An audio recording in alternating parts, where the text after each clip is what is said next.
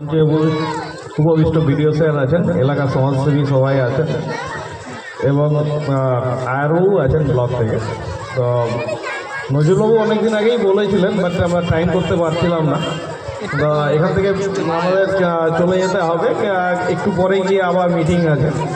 তো সামনে যে বাচ্চাগুলো বসে আছে না, সেই বাচ্চাগুলো দেখে আমার ফ্যামিলির কথা মনে পড়ছে।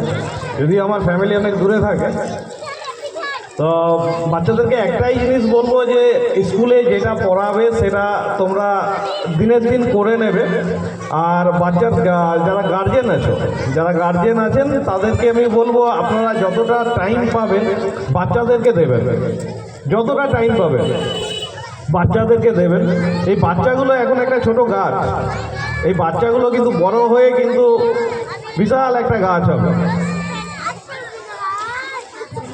আমি যেমন যতটা পারি বাড়ি গিয়ে টাইম দিতে পারি না, অল্প একটু টাইম দিই, কিন্তু আপনারা এখানে আছেন, আপনারা অবশ্যই আপনাদের বাচ্চাকে যথেষ্ট টাইম দেবে যেন তারা কোনো প্রবলেম আপনাদের সামনে শেয়ার করতে পারে, এবং আপনারাও আপনাদের যে আইডিওলজি আছে সেগুলো বাচ্চাদেরকে শেখাবেন।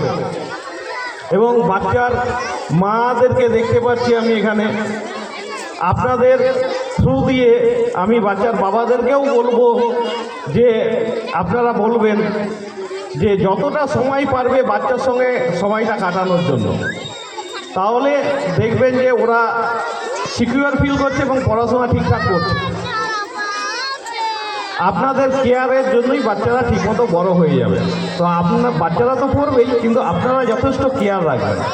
বিশেষ কিছু বলবো না, তোমরা ভালো থেকো, ভালোভাবে পড়াশোনা করো, মন দিয়ে পড়াশোনা করবে, খেলার সময় খেলবে, পড়ার সময় পড়বে, টিভি দেখার সময় টিভি দেখবে।